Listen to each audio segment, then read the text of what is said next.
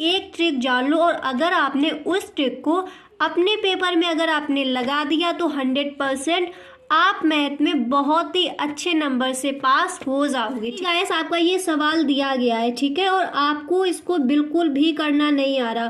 कोई भी सवाल है आपको बिल्कुल भी उसका आंसर नहीं पता है। अब हम आपको दिखाते हैं आपको किस तरह से ये सब लिखना होगा। ठीक, तो सबसे पहले प्रश्नोत्तर संख्या जो भी। Hello everyone, I am Sugaon, welcome back. तो कैसे हो आप सब? आई होप आप सब अच्छे होंगे। स्वागत है आप सभी का आपके अपने एसपी स्टडी यूट्यूब चैनल पर। तो गाइस आज हम आपको बताने वाले हैं कि आप बिना पढ़े मैथ में कैसे पास हो सकते हो।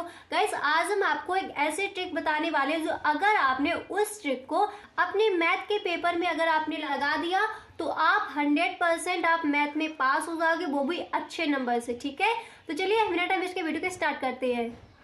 तो देखिए गाइस, बिना कुछ पढ़े, ठीक है, बिना कुछ पढ़े गणित में पास होने का ट्रिक।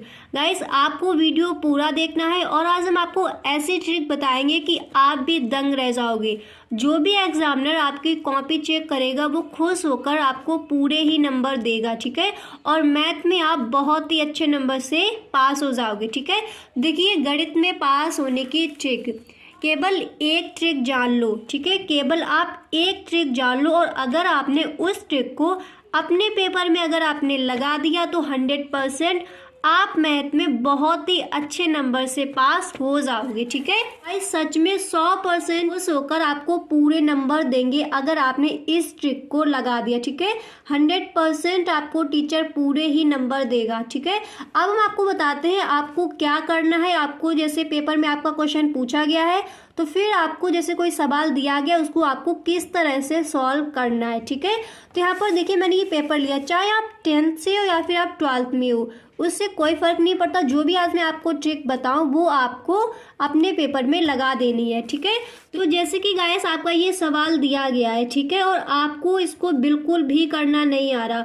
कोई भी सवाल है आपको बिल्कुल भी उसका आंसर नहीं पता है, आपको नहीं पता है कि इसको हम किस तरह से इसको सॉल्व किया जाएगा और किस तरह से हमें इसका आंसर मिलेगा। तो आपको क्या करना है, जैसे आपका ये सवाल दिया गया है x की घात 4 - 3 √2 x³ + 3x² + 3 √2x - 4, ठीक है, के सभी शून्यक प्राप्त कीजिए जबकि इसके दो शून्यक √2 और 2√2 दिए गए हैं। तो अगर आपको इस टाइप का अगर आपको कोई भी सवाल दिया गया है, ठीक है, तो अब हम आपको बताएंगे कि इसको आप किस तरह से सॉल्व करोगे, इसका आपको आंसर किस तरह से लाना है और किस तरह से आपको लिखना है कि आपको एग्जामिनर नंबर देकर ही जाएगा। ठीक है, और एक चीज़ आपको यहाँ पर हम बता दें, अगर आप 10th क्लास में हो तो आपको क्या करना है, 70 में से, ठीक है, 70 में से सिर्फ और सिर्फ आपको कितने अंक लाने हैं, 23 अंक लाने हैं पास होने के लिए। अगर सिर्फ आप पास होना चाहते हो तो आपको क्या करना है, सिर्फ और सिर्फ आपको 23 नंबर ही लाने हैं। ठीक है, 70 में से आपको 23 नंबर डालने हैं, आप मैथ में पास हो जाओगे।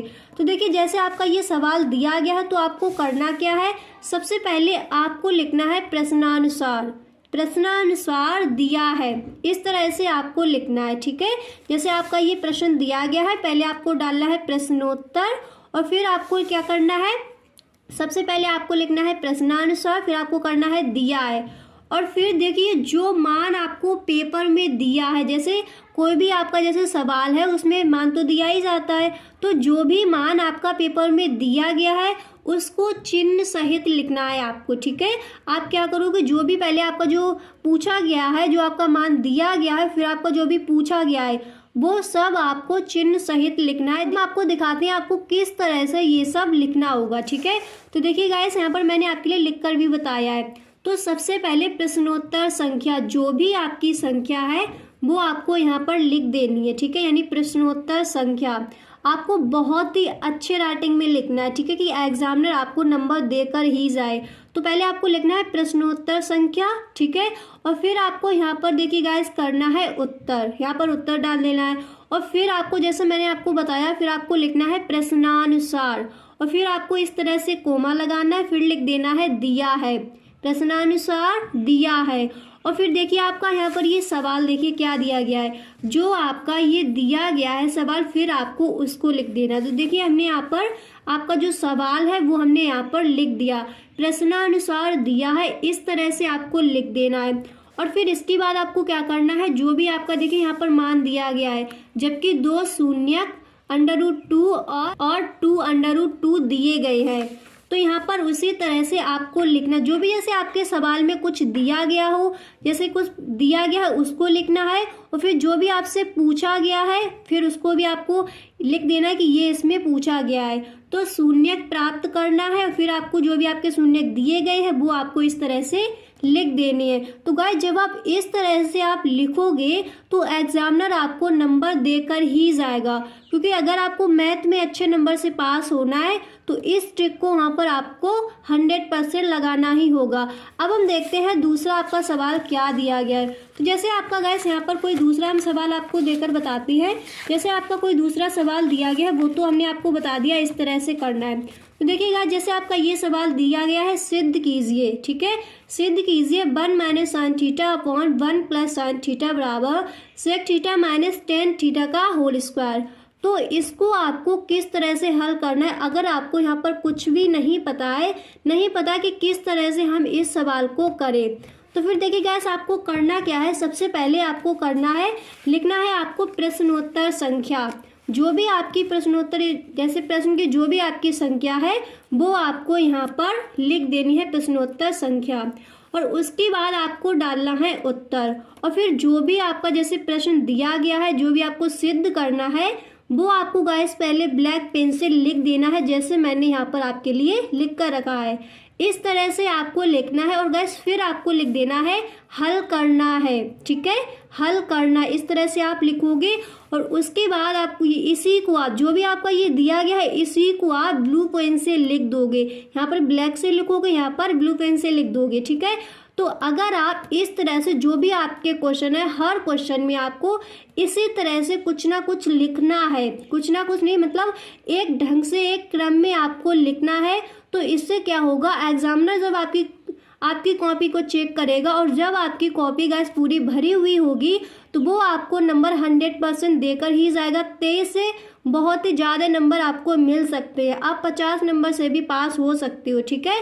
तो आपको इससे बहुत ही अच्छे नंबर मिल सकते हैं अगर आप इस ट्रिक को अपने पेपर में, अपने मैथ के पेपर में अगर आप इस ट्रिक को फॉलो करोगे, ठीक है।